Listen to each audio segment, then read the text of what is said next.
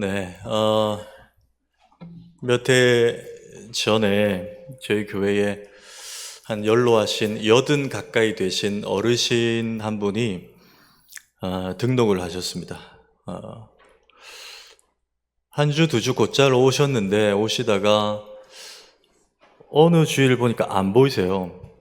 또 그 다음 주일도 안 보이세요. 그래서 우리 전도사님께 한번 알아보시라 그랬더니 전도사님이 이제 알아보고 저한테 이제 알려주시는데, 이 어르신이 평생 절에 다니셨던 분이거든요. 평생 절에 다니셨던 분인데, 그날 이제 저희 교회에 등록하고, 그 다음 주 오고, 한 2, 3주 오시다가, 또 이제 주일이 됐어요. 주일날 오시다가, 우리 목사님은 아까 보니까 저희 동네 지역을 잘 아시던데, 저희 부민교회에서 위쪽에 이제 초장동, 아미동, 이렇게 이제 삼복도로 산 쪽에 있습니다.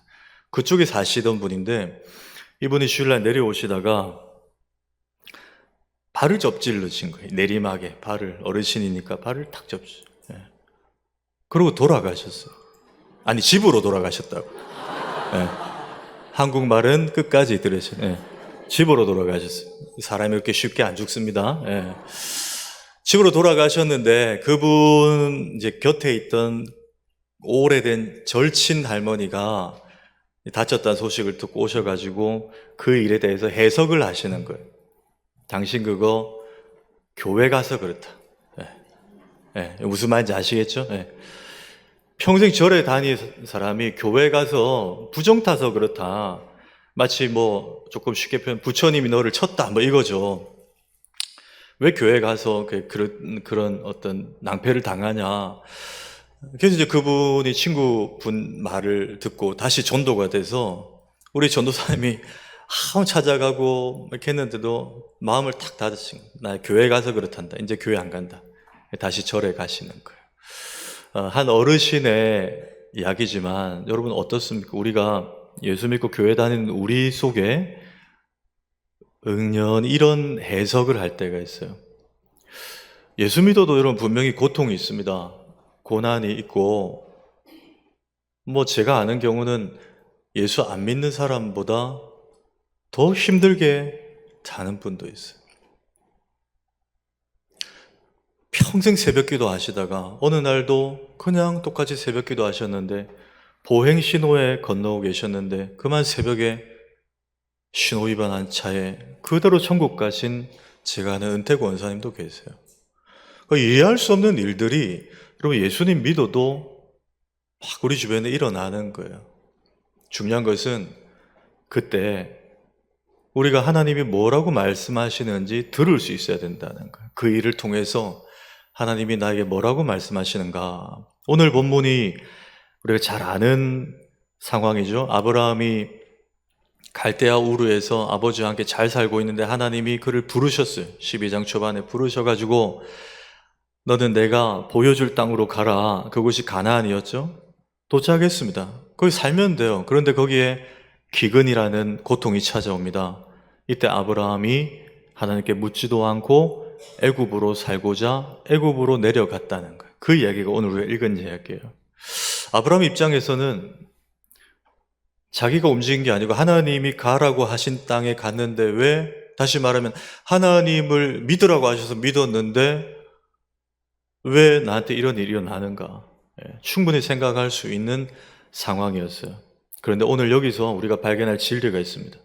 여기서도 아브라함이 하나님의 음성을 들었어야 된다는 거예요. 고통 중에도 하나님 우리에게 뭐라고 말씀하시는가 듣기만 하면 여러분 거기에 살 길이 열리는 거예요. 오늘 오후 시간에 두 가지 주님의 음성을 발견하기 원합니다. 첫째, 아브라함에게 주님이 이렇게 말씀하세요. 그래도 그 자리에 있어야 한다는 거예요. 고통이 있어도 기근이 있어도 내가 있으라고 했기 때문에 그 자리에 있어야 된다. 여러분 10절 한번 볼 거예요. 10절 한번 읽습니다. 시작. 그 땅에 기근이 들었으므로 아브라함이 애굽에 거류하려고 그리로 내려갔으니 이는 그 땅에 그리로 내려갔으니 애굽으로 내려갔으니 여러분 잘 아시겠지만 하나님이 아브라함에게 원래 가라고 여기 살라고 한 땅은 어디입니까? 우리가 읽지 않았는데 앞에 5절 한번 볼까요? 5절 마지막에 마침내 가나안 땅에 들어갔더라. 여러분 부산에서 서울까지 차 몰고 쭉 올라가 보신 분 계세요? 차 몰고 쭉 가시면 저도 뭐 경조사에 있어서 교회차로 간 적이 있는데 서울 톨게이트 보이면 드디어 다 왔다. 그렇죠? 그 드디어가 다른 말로 하면 마침내. 그 목적지가 서울이라는 거예요. 지금 마침내 가나안 땅에 들어갔다 그 말은 하나님이 아브라함에게 주신 목적지가 가나안이었다는 거예요. 그런데 기근이 오니까 아브라함이 애굽으로 피하여 내려갔다는 거예요. 우리가 이렇습니다. 우리 삶에 고통이 오면 예수 잘 믿고 교회 열심히 다니고 봉사하고 중직을 받았음에도 고통이 딱 오면 우리가 정신을 못 차릴 때가 있어요. 그 고통이 그 순간 일정 기간 하나님이 될 때가 있습니다. 여러분 지금 우리 고3들 수험생들 수능 앞두고 기도 열심히 하고 또 수시 전형 치르고 있는 아이들 있잖아요. 안 보여요. 주일에 안 보여요. 그런 아이들 부엌주안견 얻길 바랍니다. 잘 나오다가 입시기간 딱 되면 수능이 대학이 하나님이 되는 거예요. 그게 결정합니다. 자기 인생을. 지금 기근이 하나님이 된 거예요. 그러니 하나님이 있으라고 한 땅이 아니라 벗어나 버립니다. 자, 여기서 아브라함이 가장 먼저 생각해야 될 게 뭐였습니까? 이 땅에 나더러 가라고 하신 분이 누구냐 하는 거예요. 여러분 누굽니까? 아브라함의 아버지인가요? 데라인가요? 아니죠. 12장 1절 한번 보십시오. 1절 한번 읽습니다. 시작. 여호와께서 아브라함에게 이르시되 너는 너의 고향과 친척과 아버지의 집을 떠나 내가 내게 보여줄 땅으로 가라. 여러분 주어와 마지막 소수로만 보십시오. 누가요? 여호와께서 가라 하셨어요. 여러분 우리가 믿는 하나님 허투루 보내지 않습니다. 시건치 않으세요. 그분은 가라 하셨으면 책임지십니다. 여러분 믿으시길 축복합니다. 그분이 보내셨잖아요. 기근이 있든 고통이 있든 그거는 뒤에 문제고 일단 하나님이 가나안에 가서 살라고 하셨으면 거기서 하나님의 뜻을 찾고 몸부림을 쳐야 돼요. 우리는 그런데 교회 어떤 부서를 섬길 때도 아니면 직장에 일을 하실 때도 그럴 때가 있어요. 힘든 사람이나 힘든 상황을 만나면 일단 그만둡니다. 거길 벗어나요. 그리고 나서 말해요. 하나님, 저를 향한 하나님의 뜻은 무엇입니까? 땡이에요. 이미 틀린 겁니다. 하나님의 뜻은 힘들어도 가나안 안에서 구해야 돼요. 그 땅에서 구해야 돼요. 그래야 주님의 음성이 들리죠. 정말 힘들어도 여러분 다윗 같은 분도 시편에 고통의 고백을 한 거 보십시오. 우리가 그리스도인들은 좀 점잖게 고통해도 점잖게 말해야 되는 생각인데 그렇지 않아요. 우리가 하나님 앞에서는 못할 말이 없습니다. 사람 앞에서 말 조심하면 돼요. 하나님 앞에서 속에 있는 걸 꺼내놔도 돼요. 얼마나 사울 때문에 힘들었습니까? 압살롬 때문에 힘들었어요. 하나님 저 원수 같은 것들 잔멸시켜 달라고. 저것들이 오히려 올무에 걸리게 해달라고. 예수 믿는 사람 저렇게 말해도 돼? 원수를 사랑하라 그랬는데 아니요. 위선 부리지 말라. 하나님 앞에서 오히려 쏟아내면 하나님 이럴 거면 여기 왜 보내셨습니까? 필립 얀시라는 목사님 작가가 있는 그분의 책 제목이래요. 하나님 도대체 저한테 왜 이러십니까? 여러분 이럴 때 있잖아요. 입을 조심해서 그렇지 너무너무 힘들 때 아니 가나안인데 하나님이 가라고 했는데 왜 이러냐는 거예요. 근데 그 몸부림을 하나님은 듣기를 원하시는, 보기를 원하시는 거예요. 내 마음대로 옮기기를 원하지 않으시고. 오늘 이 본문과 비슷한 이야기가 룻기 1장, 룻기는 4장짜리 성경이죠. 물론 룻기의 스토리가 마지막에 그 집안을 통해서 예수 그리스도가 나온다는 그 결론을 내지만 룻기 1장만 딱 놓고 보시면 한 가정이 소개되잖아요. 누구죠? 남편은 엘리멜렉, 부인은 나오미, 아들은 기론과 말론이에요. 이 네 식구가 소개되는데 이들이 베들레헴에 살고 있습니다. 베들레헴은 젖과 꿀이 흐르는 약속의 땅이잖아요. 베이트는 집이고 레헴은 빵입니다. 빵집이에요. 하나님 부어주시는 풍요로움 속에 잘 살고 있다가 거기도 오늘 똑같이 흉년이 찾아와요. 그랬더니 그들이 어떻게 합니까? 하나님께 묻지 않았어요. 바로 모압 땅으로 이사를 가버립니다. 여러분, 모압이 어떤 땅입니까? 신명기 23장에 보면 하나님이 모압과 암몬은 저주를 받았기 때문에 영원히 여호와의 총회에 들어오지 못하리라 그랬어요. 그 사람들과 교제하지도 말고 통혼하지도 말고 그들과 함께 어울려 살지도 말라는 땅이 모압과 암몬이에요. 거기에 간 거예요. 누가? 엘리멜렉의 가정. 여러분, 남편 엘리멜렉의 이름이요, 성경에 엘이나 엘리가 나오면 여호와잖아요. 그 뜻이 뭐냐? 여호와는 나의 왕이십니다. 멜렉이 왕이거든요. 여호와는 나의 왕이십니다. 그러니까 하나님이 나의 주인이시라는 거예요. 그런데 위기가 오니까 하나님께 묻잖아요. 하나님이 금하신 땅으로 옮겨버립니다. 여러분, 그 다음에 어떤 일이 일어난지 아시죠? 남편 엘리멜렉은 이유 없이 죽어요. 그리고 거기에 며느리 롯과 오르바 이방 여인을 며느리로 받았더니 두 아들 기론과 말론도 10년 후에 죽어버려요. 하나님이 치신 거예요. 어떤 교훈을 주려고? 왜 거길 떠났냐는 거예요. 왜 약속의 땅을 떠났냐는 거예요. 근데 저는 그 룻기 1장을 수십 번 읽어봤지만 룻기 1장 6절을 보면 볼 때마다 인간적인 안타까움이 있습니다. 여러분, 1장 6절 제가 읽어드릴게요. 그 여인이, 나오미예요, 나오미 부인. 그 여인이 모압 지방에서 여호와께서 자기 백성을 돌보시사 그들에게 양식을 주셨다 함을 듣고 이에 두 며느리와 함께 일어나 모압 지방에서 어디로? 다시 베들레헴으로 돌아오려 했다는 거예요. 저 6절을 잘 보십시오. 저는 조금만 더 베들레헴을 떠나지 말고 버티지. 그러면 남편도 안 죽고 두 아들도 안 죽었을 거 아니에요. 하나님, 이 흉년을 주신 하나님의 뜻이 무엇입니까? 여러분, 부엌주한교회도 3년 동안 코로나 때문에 얼마나 힘드셨어요? 목사님도 장로님들도 직분자들도 얼마나 힘드셨습니까? 그때 우리가 버텼잖아요. 최선은 아니지만 차선으로 온라인 예배를 드려서라도 버텼잖아요. 하나님, 이 코로나를, 이 흉년을 주신 이유가 무엇입니까? 좀 기다렸으면 하나님의 징계를 받지 않았을 거 아닙니까? 여기에 아픔이 있어요.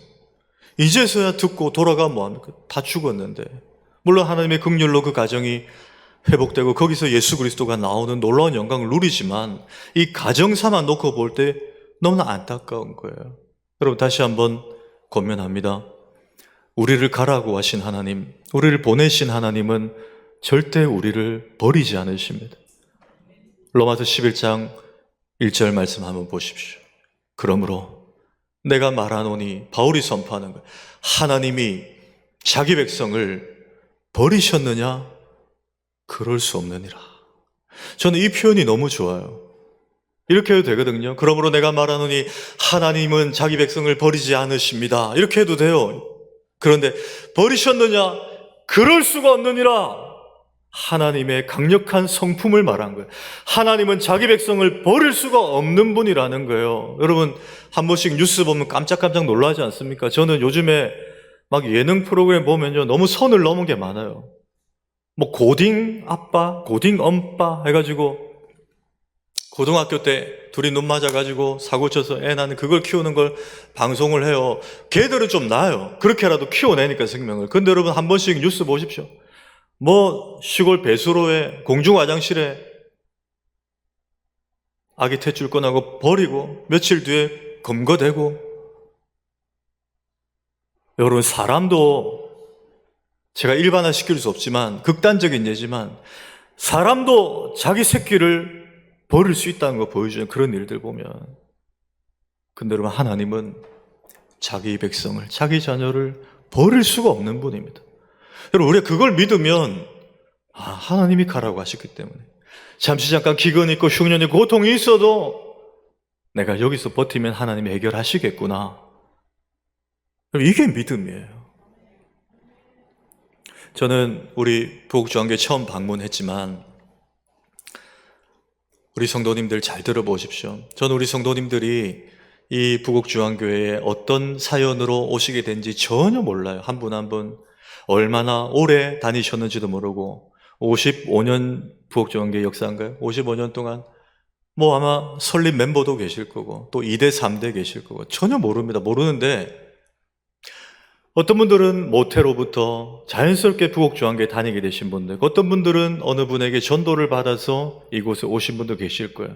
근데 그분들 중에 여러분은 왜 부곡중앙교회 다니십니까? 라고 물으면 아마도 대부분의 성도님들이 저는 우리 교회 왔더니 우리 교회가 너무 따뜻하고, 그리고 우리 인태영 목사님, 담임 목사님 말씀이 너무 좋고 저한테 너무 적합하고 너무 맞고 그래서 이 교회에 정착하게 됐습니다 라고 말할 거예요. 여러분, 다 맞는 말이에요.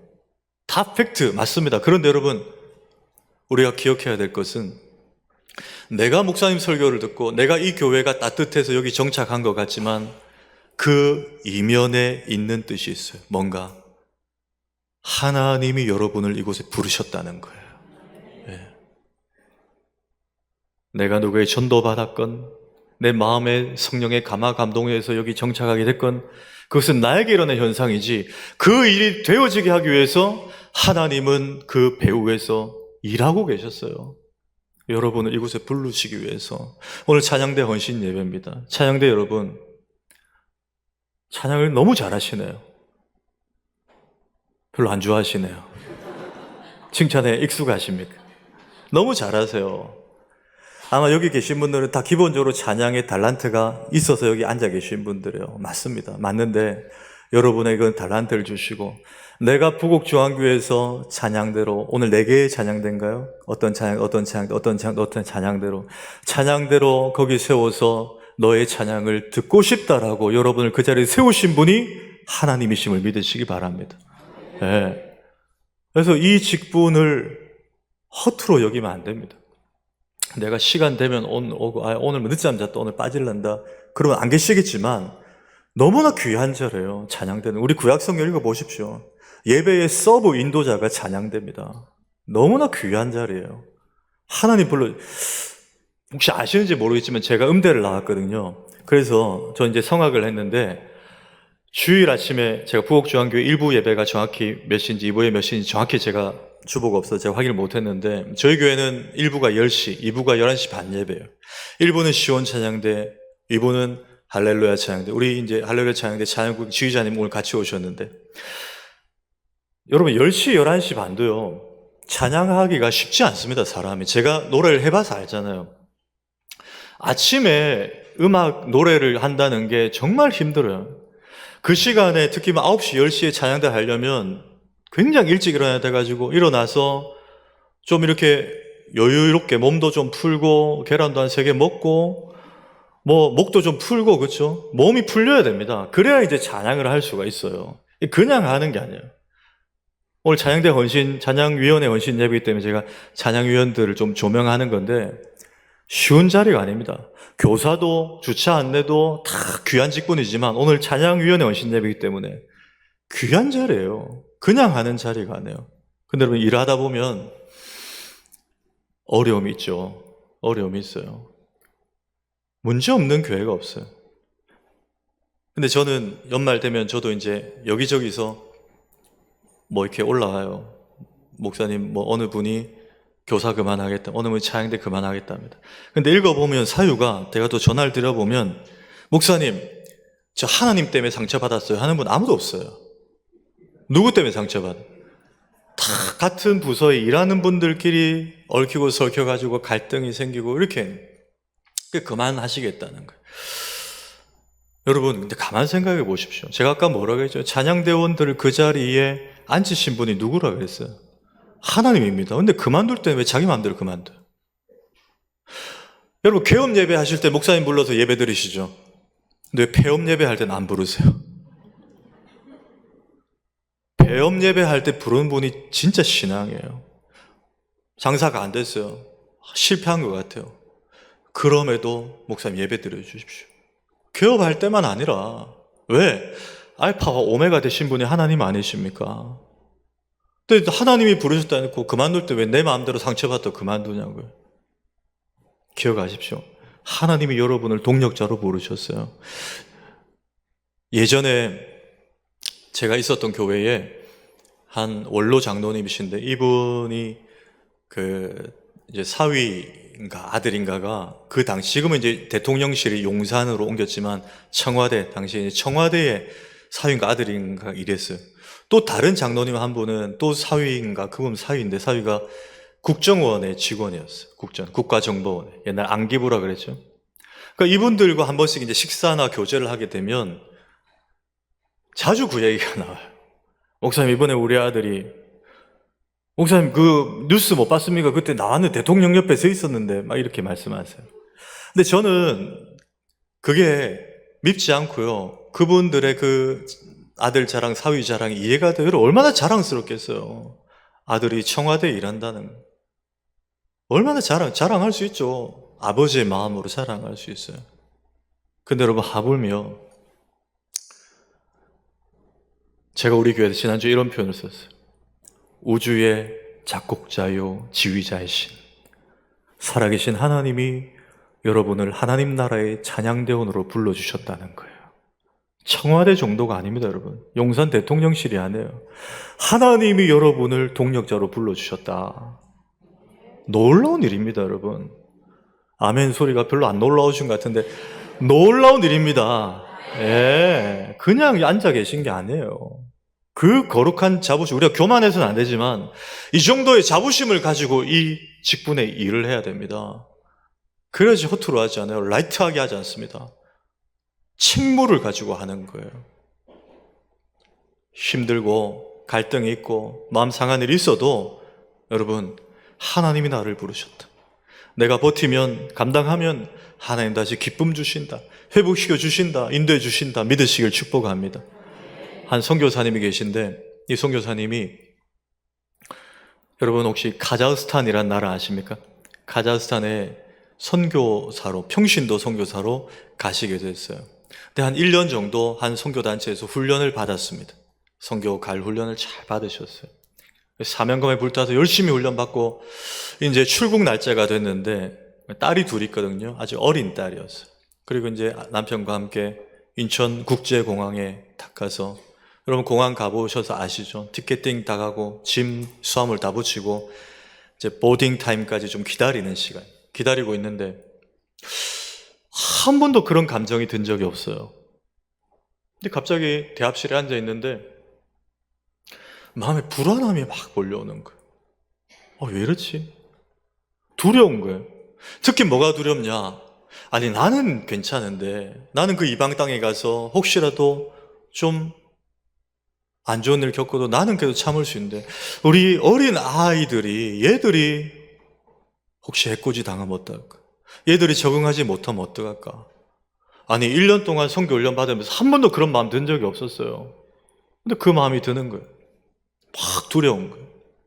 눈물이 나는 거예요. 어찌해야 될지를 모르겠어요. 여러분, 우리 예수님 믿는 사람들이 그런 상황이 올 때 할 수 있는 건 뭡니까?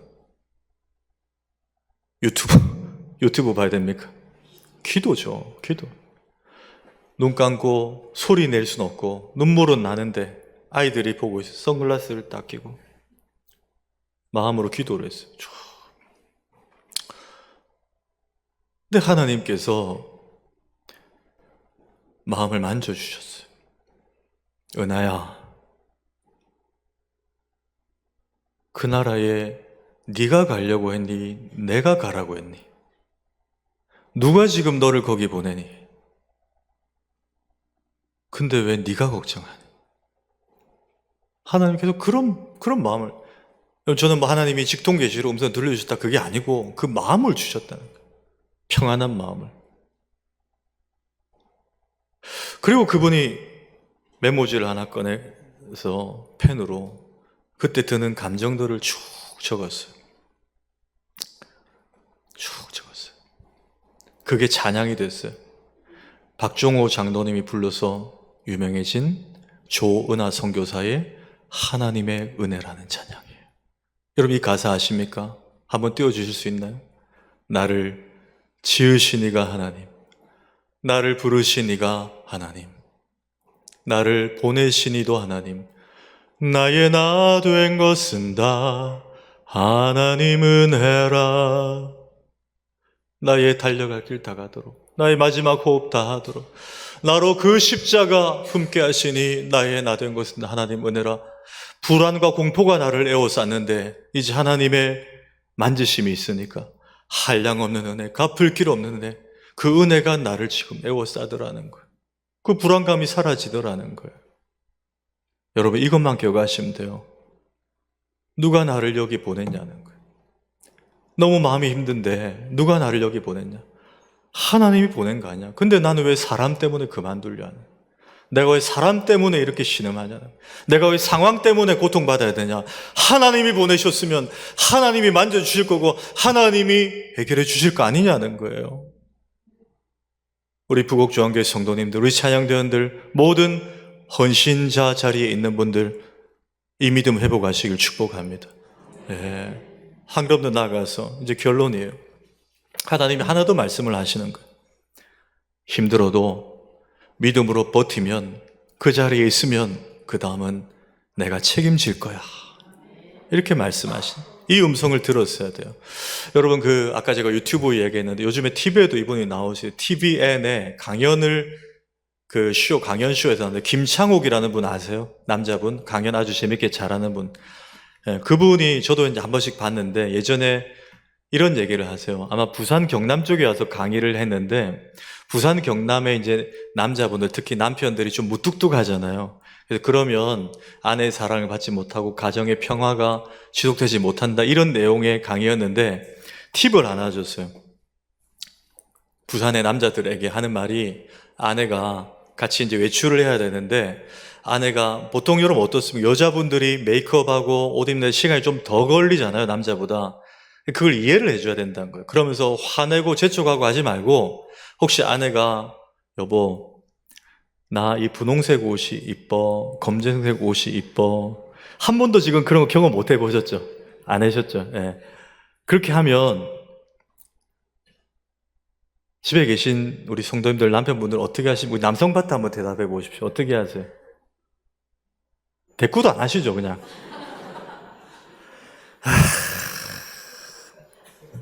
아예 주차장 가 계시죠? 그럴 것 같아요. 근데 그분 말이 어떻게 하냐?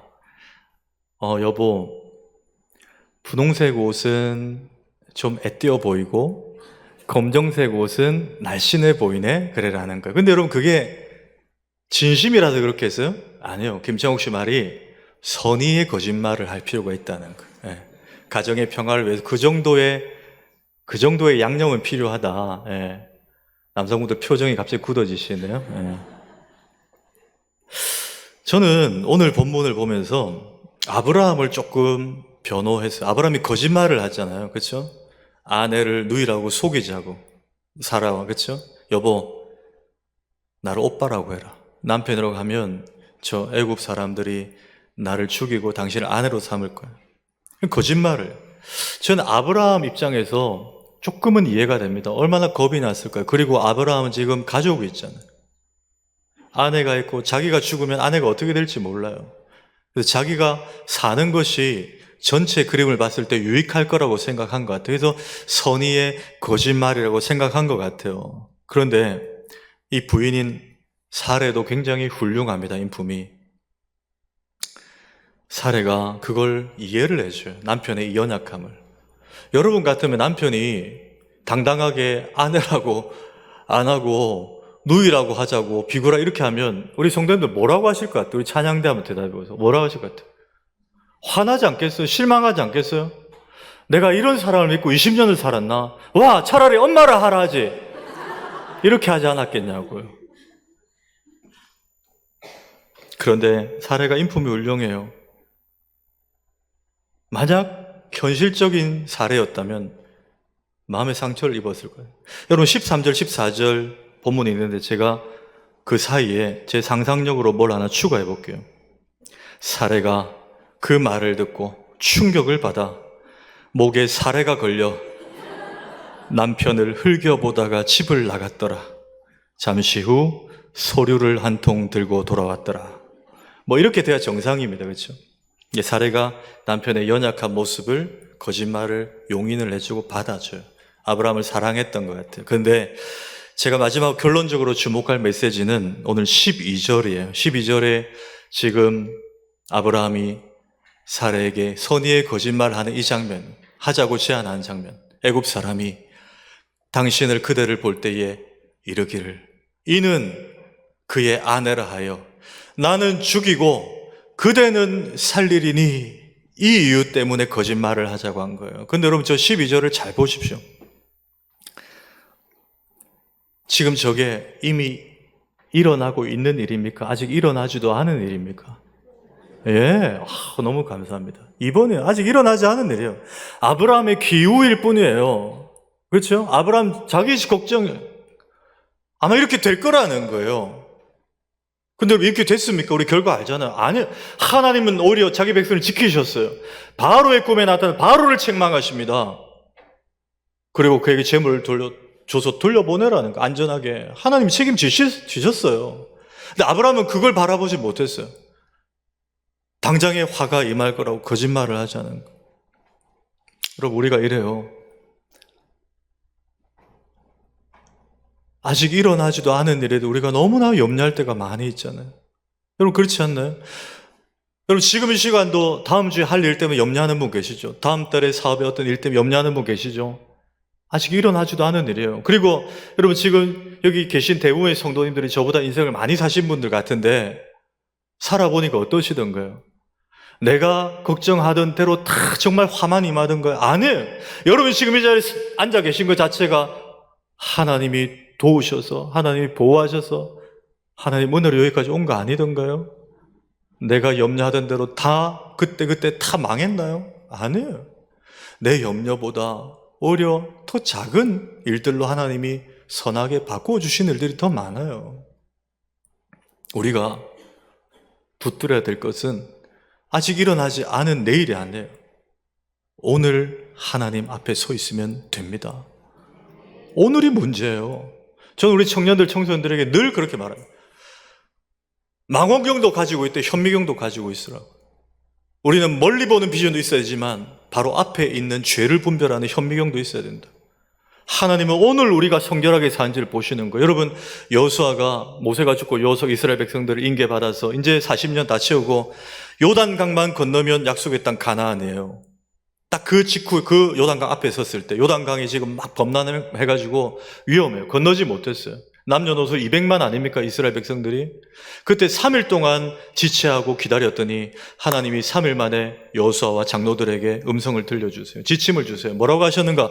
여호수아 3장 5절 한번 보십시오. 한번 읽습니다. 저 가로는 빼고 읽으세요. 시작. 너희는 자신을 성결하게 하라. 여호와께서 내일 너희 가운데에 기이한 일들을 행하시리라. 아멘. 여러분, 저 괄호를 제가 왜 빼라 그러면 저건 성경에 없는 말이에요. 제가 한번 넣어봤어요. 왜 넣느냐? 넣으면 의미 이해가 더 잘 돼요. 보십시오. 너희는 오늘 자신을 성결하게 하라. 여호와께서 내일 너희 가운데 기이한 일을 행하시. 무슨 말입니까? 하나님의 내일의 역사를 보려면 우리가 신경 써야 될 것은 오늘 하나님 앞에서 거룩하게 사는 거예요. 내일만 염려하고 편법 쓰고 거짓말한다고 일이 해결되는 게 아닙니다. 오늘 내가 하나님 앞에 서 있는가만 확인하면 돼요. 그걸 보여주신 말씀이에요. 이 이야기를 드리고 마치겠습니다. 내 인생을 주님께 걸어라는 책을 쓴 최하진이라는 선교사님이 있습니다. 이분은 카이스트와 서울의 스카이 대학교의 교수로 재직하고 또 계속 교수로 할 수 있는 분인데 아주 탁월한 분인데 이분이 하나님의 주신 부르심의 소명을 받고 중국에 가서 선교 사역을 하고 있었어요. 근데 특별하게 이분이 이제 교육 선교를 하기 위해서 중국의 열방학교라는 대안학교를 만들어서 내가 사역을 해야 되겠다. 이 부르심을 가지고 재정이나 여러 가지 준비를 해서 중국으로 건너갔습니다. 건너가서 여러분 우리나라도 뭐 건물을 지으려면 관할구청 가야 되잖아요. 그 관할구청에 갔어요. 중국에 현지에 서류를 다 구비해서 갔는데 여기 갔더니 옆으로 가라 그러고 또 옆으로 갔더니 절로 가라고 절로 갔더니 2층 가라고 2층 갔더니 3층 가라 그러고 안 그래도 중국 언어가 짧은데 계속 뺑뺑이를 돌리는 거예요. 반나절을 계속 소통이 안 돼서 막 뺑뺑이 돌다가 이게 좀 이상하다 싶어서 앞서 이 중국에 선교와 오신 선교사님, 선배 선교사님에게 좀 전화를 걸었어요. 제가 갔더니 이렇게 하는데 이게 지금 정상적인 상황이냐, 제가 뭐 잘못한 거냐 그랬더니 그 선배 선교사님이 하는 말이, 선교사님 잘 들으세요. 중국은 아직까지 그 관시라는 문화가 있다는 거. 관시가 뭐냐면 쉽게 말해서 혈연이거나 그것도 아니면 조금 봉투를 챙겨줘. 인구가 워낙 많기 때문에 정부에서 물론 감시도 하지만 아직도 나라 일을 하는 사람들 중에 그걸 받아서 그걸 주면 일을 빨리 처리해 주는 이런 문화들이 있다는 거, 아직도 남아있다는 거예요. 일 빨리 처리하려면 봉투 줘야 된다는 거예요. 자, 그 얘기를 듣고 이 최하진 선교사님이 고민에 빠졌어요. 두 가지죠. 하나는, 그래, 빨리 건물을 세워야 내가 계획한 사역을 할 거 아니냐. 어쩔 수 없다. 이 나라 문화가 그런데 돈을 주자. 이 마음 하나와, 반대편은 아니다. 내가 하나님 나라 일을 하려는데 어떻게 그래도 편법을 쓸 수 있냐. 어떻게 뇌물을 쓰고 그 일을 할 수 있냐. 그래도 그건 아니다. 이 두 마음이 계속 상충되는 거예요. 그럴 수 있잖아요, 여러분. 하루 종일 고민하다가 결단을 했어요. 그 다음날 아침에 새벽기도 딱 하고 돈 봉투를 두둑히 챙겨 들지 않고 그냥 갔습니다. 또 서류만 들고. 어제와 똑같은 상황이 벌어졌어요. 1번 갔더니 2번 가라, 2번 갔더니 3번 가라, 3번 갔더니 위로 가라, 위로 갔더니 더 위로 가라. 계속 옆 건물 가라. 그 책에 보면 무려 28일 동안 매일같이 갔대요. 저는 이렇게 놀라지 않으신 여러분이 더 놀랍습니다. 네. 여러분, 사람이 여러분 끈기가요, 28일 동안 서류 봉투만 들고 땡전 한 푼 안 들고 똑같이 갔더니 마지막 날 그 중국 공무원들이 자기들이 지쳐가지고 도장을 다 찍어 주더라는 거예요. 할렐루야. 이분이 내 인생을 주님께 걸어라, 그 책에서 162페이지에 보면 이 간증을 이렇게 고백을 합니다. 내가 너에게 원하는 게 뭔지 아느냐. 하나님이 이 선교사님에게 주신 은혜예요. 네가 학교를 지어 나를 위해 일하는 것, 그것도 물론 중요하지만 내가 원하는 건 그것이 아니다. 내가 너에게 원하는 건 딱 한 가지다. 바로 나에 대한 절대 신뢰이다. 네가 나만 의지하면 다른 모든 일은 뒤따라 온다. 하나님은 지금 하나님 앞에 서 있는가를 보신 거예요. 그걸 보신 거예요. 말씀을 맺습니다. 제가 지금 40대 중반인데 한 20년 전에 있었던 일이에요. 저희 이제 부친도 저희 교단에 목회를 하셨고 저희 외할아버지도 목회를 하셨었는데, 당시에 이제 저희 외할아버지가 목회 일선에서 은퇴하시고 원래 이제 지병으로 폐렴이 있으셨는데 은퇴하시자마자 한 2, 3년 만에 이제 폐암이 됐어요. 폐암 말기가 되어서, 여러분 저 남산동에 침례병원 아시죠? 지금은 이제 운영하지 않지만 그 당시에 침례병원에 입원을 하시고 저희 어머니로부터, 저는 이제 다른 지역에 대학을 다니고 있을 때인데 위도 가시다는 연락이 왔어요. 그래서 제가 이제 새벽같이 기차를 타고 내려왔습니다. 마지막 할아버지를 만나 뵈기 위해서. 병실에 이제 들어갔더니, 여러분 혹시 폐암 환자 보신 적 있으십니까? 완전히 앙상하게 말라 있고 말하고 싶어도 목소리가 안 나오잖아요, 그렇죠? 거의 모기 목소리 정도 이렇게 걸걸하게 나옵니다. 제가 병실에 들어갔더니 할아버지가 저를 이렇게 알아보시고 누운 상태에서 손끝으로 오라고 하시는 거예요. 침상 옆으로. 그래서 제가 다가갔어요. 뭔가 이제 마지막 말씀을 하시려고 하는가 보다. 그리고 귀를 할아버지 입에 갖다 댔습니다. 할아버지가 이렇게 말씀을, 현명아, 큰 목사님 되라 고 하지 않으셨어요. 뭐라고 하신지 아세요? 같은 말을 2번 반복하셨어요. 현명아, 모기 같은 목소리로, 예수님 잘 믿어라. 명아, 예수님 잘 믿어라. 가장 값진 유산을 주셨어요. 여러분, 우리 찬양대나 우리 성도님들이나 염려가 되는 일이 있습니까? 복잡해서 지금 어떻게 손을 대야 될지 모르는 일들이 있나요? 내일은 하나님께 맡기십시오. 내가 지금 하나님을 신뢰하고 있는지만 확인하시면 됩니다. 그럼 하나님 반드시 우리 삶을 풍요롭게 인도해 주실 것입니다. 그 마음으로 부르신 자리에서 일하시는 우리 찬양대원들, 또 우리 모든 성도님들 되시기를 주의 이름으로 축원합니다.